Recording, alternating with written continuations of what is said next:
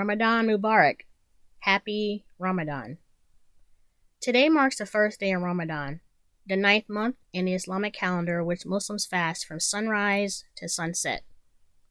I have been fasting annually since I was a teenager, and when people inquire about the requirements of fasting, I'm often met with some pretty interesting questions and personal declarations like, why do you guys have to fast for so long? You guys can't eat for 29 to 30 days? You can't even have water? You probably eat a lot at night, right? You're stronger than me. I couldn't do it. Now, although I appreciate the vote of confidence and strength lauded at my person, I am not special in any regard. During Ramadan, just under 2 billion Muslims fast.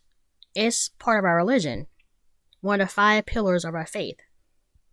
O ye who believe, fasting is prescribed to you, as it was prescribed to those before you, that you may learn self-restraint. Surah 2, Ayat 183. Another requirement in the observance of Ramadan is the reading of the Koran. It is sectioned off into 1/30th, so by the end of the month, the Muslim has read the entire holy book, inshallah. And every year, like clockwork, I go straight to the first surah, Al-Fatiha, the opening, and I start reading. Every year in my reading, I find something new, like I'm reading it for the first time with a fresh set of eyes. I gain another level of understanding and perspective. So one year, I decided to read the preface and the running commentary. Of the latter, I found mesmerizing and beautiful. I read Abdullah Yusef Ali's translation. I prefer that translation due to the historical footnotes and the context provided in the book. And also, it's the only one I've read since I've been growing up. Before I continue, let me share more about Abdullah Yusef Ali. He was born April 4th, 1872, in India. His father was a very religious man who made sure his son learned Quran before anything else, even committing the book to memory. Abdullah was a stellar student and was even able to absorb English fast and naturally. In India, he was lauded praise for his beautiful literary style, which earned him numerous publications in scholarly magazines throughout the country. Eventually, Abdullah left India and traveled throughout Europe. After some time, he settled in London, where he was exposed to numerous interpretations of the Quran. This piqued his curiosity and interest in the interpretations, both old and new.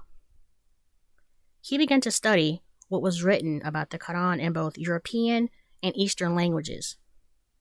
He returned to India and became a dean of the Islamic College. He then began his monumental work of translating and commentary on the Quran, which took 3 full years to complete on his 65th birthday.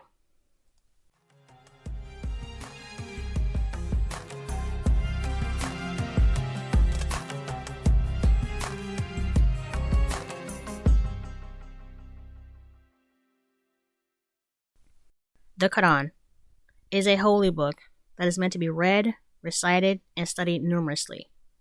And during this blessed month of Ramadan, I would like to share Abdullah Yusef Ali's running commentary with you. This is not just for Muslims. This is for the entire human family. Surah 49, verse 13.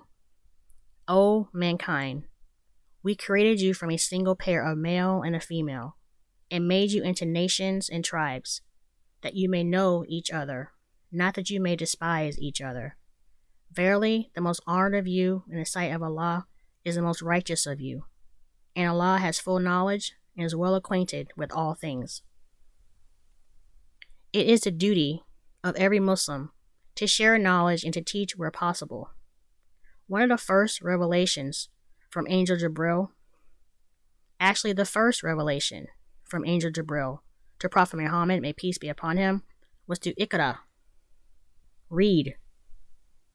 During this blessed month of Ramadan, please be patient with me in my humble attempt to share the rhythmic running commentary, a brief overview of the contents of the Quran as translated by Abdullah Yusef Ali, and to the believers around the world, Ramadan Mubarak.